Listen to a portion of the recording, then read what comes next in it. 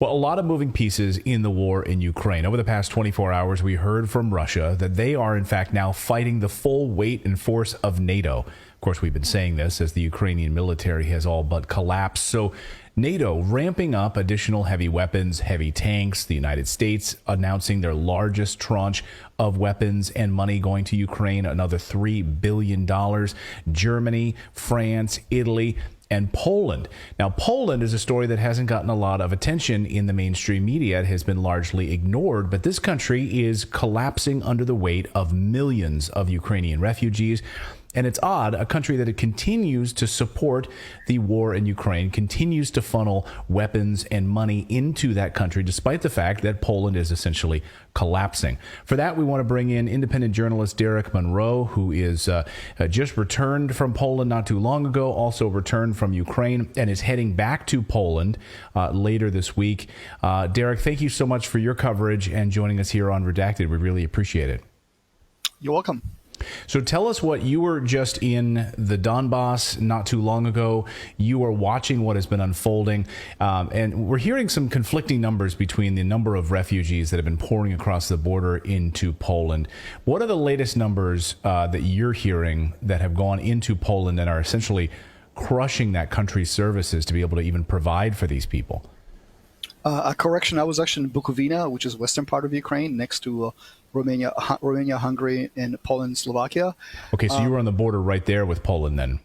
That's right. And the problems with refugees is truly amazing because it seems like all the height of the wave of the refugees that were coming back following immediate attack of Russians in February kind of subsided because the issue became a little bit less political on the humanitarian side.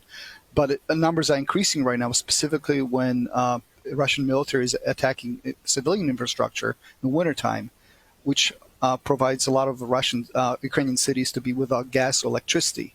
So even Ukrainian government, Zelensky's government, is saying to people basically, if you really want to live in a normal, civilized conditions, you better leave the country. And basically most of the people are leaving for Poland right now. And the situation is really dire. They're expecting more people coming in the coming weeks. Right now, the estimates are between 3.8 to 4.2 million Ukrainians living in Poland alone, which are being housed in a variety of different scenarios like houses, private homes, schools which are being converted. There are some sports centers which are also being transferred to some kind of refugee makeshift centers. And the most fundamental issue, which I think a lot of people don't want to address on both governmental level and the civilian level, is that Poland is really not a very wealthy country that can really afford to take care of this. So this is really also creating a lot of dissonance within this Polish society, where there are a lot of different aids and a lot of different social programs, or even healthcare, which was normally reserved and provided for the Polish people, are now being basically diverted to Ukrainians. And by the whole dynamics of the numbers, people who are paying for a lot of the service, their own taxes, are not getting the services anymore. So this is really truly becoming a political domestic issue as well. Now, I've been hearing from a lot of Polish viewers who say, look, Clayton, we can't get the information out of Poland. Like when we try to get accurate information about what's actually happening, we're being censored. We're not getting access to news here. And they do not want this war. And so there seems to me from the Polish views that I'm hearing and the sources speaking to the government that I've been speaking to, there's a big disconnect here from what the Polish government and its support of NATO and the Polish people.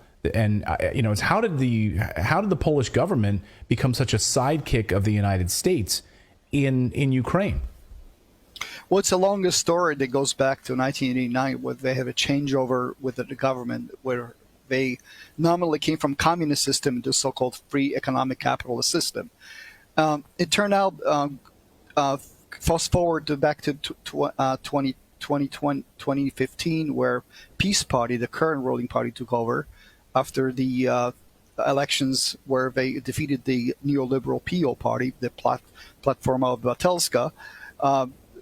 The country itself became sort of a quasi-socialist, quasi-right-wing Catholic party, which wanted to emphasize of Polish nationalism, Polish history, in order to bring lowest common denominator of patriotism to kind of collect groupthink and sort of a regurgitate all the good talking points from a right wing to have the most popular appeal.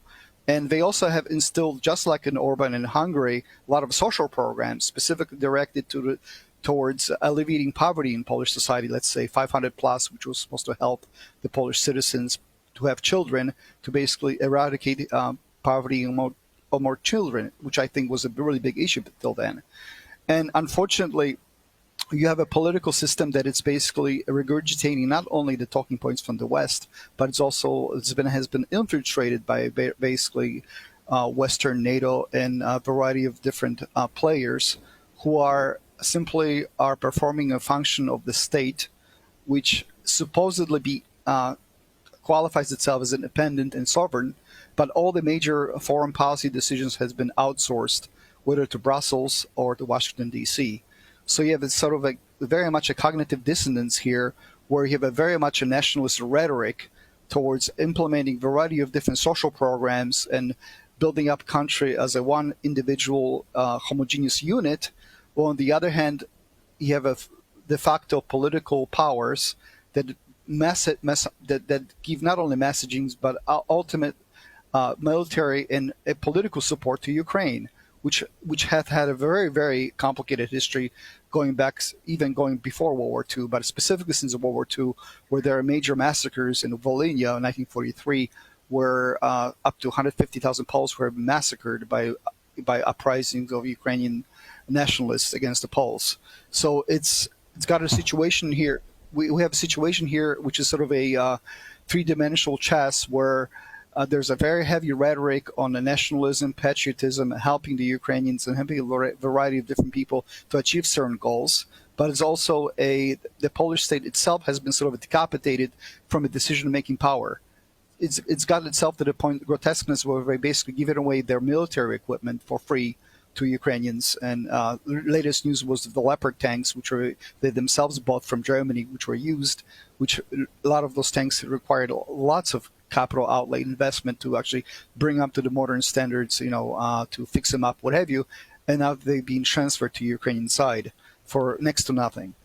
This is unbelievable. So they buy them from Germany. So the Polish military buys them from Germany. They're in Poland. Now they're giving them to Ukraine essentially for free.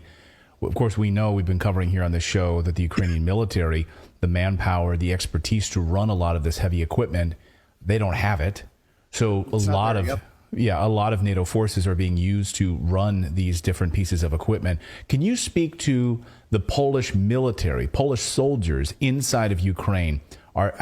How many of them? Do you happen to have a number? We've certainly seen reports of this. How many there might be, and how are they actually actively in the front lines using these heavy equipment?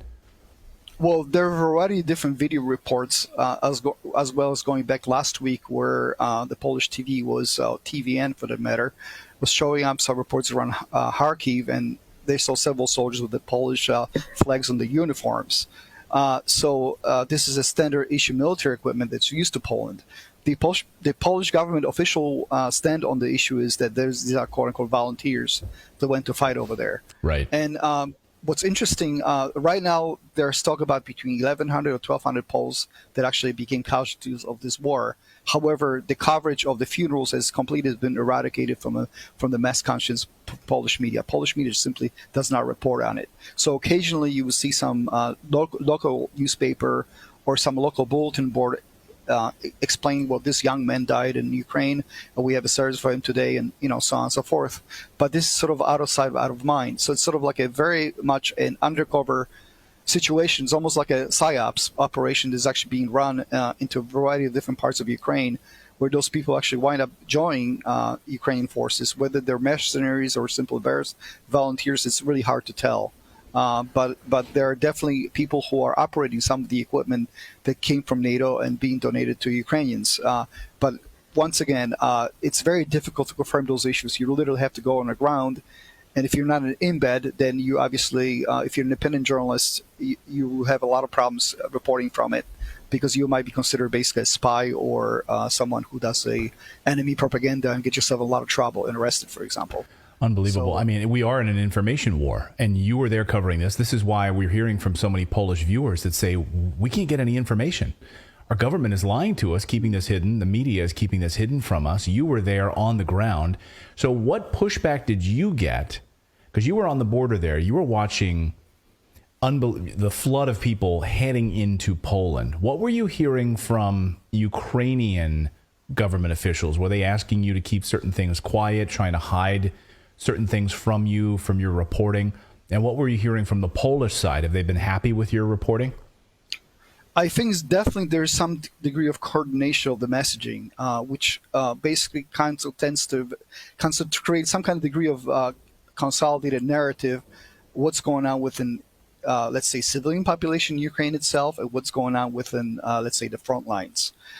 My sources were telling me people who are coming back from the front, which I discussed with several people while I was over there. The first and foremost the complaint was that most of the aid or military equipment that's supposed to be going to the units is not getting there. I was given a variety of different estimates between 25 to 30% of stuff that actually sent to them actually arrives, and everything else sort of disappears on the way. So there are a lot of complaints regarding the equipment that's being sent over from Europe, for example, that's obsolete, built in 60s and 70s and 80s. That sometimes can't even get ammunition for it, or stuff is not really not functioning. So it's this is especially coming from the stuff from Germany. Germany's been donating quite a lot of military equipment, sort of a personal, not only personal motorized carriers, but also and Sweden as well, like TOW missiles type of anti-tank equipment. Some of the stuff, quite a lot of the stuff actually doesn't work because it's basically been obsolete. So. It's almost sort of a paradoxical situation where the West gives a lot of lip service to Ukrainian forces that, yes, we want to give you the best possible, help that you can get, the best possible equipment, but actually what arrives is different. It's quite possible that maybe the good stuff is being picked out and then shipped out to Africa or someplace like this. Recently, about 10 days ago, the President Obasanjo of Nigeria actually stated that actually a lot of the weapons that originally were destined from Poland to Ukraine is now showing up in Mali and in northern Nigeria. So it seems like there's definitely a trade going on somewhere where some of the weapons are basically being monetized, being sold in the black market. So that's part one of the reasons. Yeah. We've certainly been covering the reports here on this show about a lot of these weapons just winding up on the black market. Very little of them actually making it to the people who apparently need it. When you were in Ukraine just a few months ago, you were at the border. What did you witness on the Ukrainian side heading into Poland? Because you were telling me a little bit before the show, and I think it's fascinating, and I want our viewers to hear this. What I find extremely amazing is that. The Ukrainian government itself simply doesn't care for its own people. The very limited amount of help that's being given, it's simply nothing's comparison to what Ukrainians really need. So many times local officials, let's say in Bukovina area where I was when I spoke with them, they told me that they have no resources to help their own people. They just simply tell them, go to Poland, go to Romania, go to Hungary. That's where help is waiting for you. So in a way, they are just sort of passing the buck. Plus, there's also a situation where a lot of the refugees coming from eastern part of Ukraine, which is Russian-speaking, doesn't particularly get along, or it's liked in western Ukraine, which is Ukrainian, going back generations. So they're also there's definitely a lot of animosity between on a cultural basis as well as the language basis itself.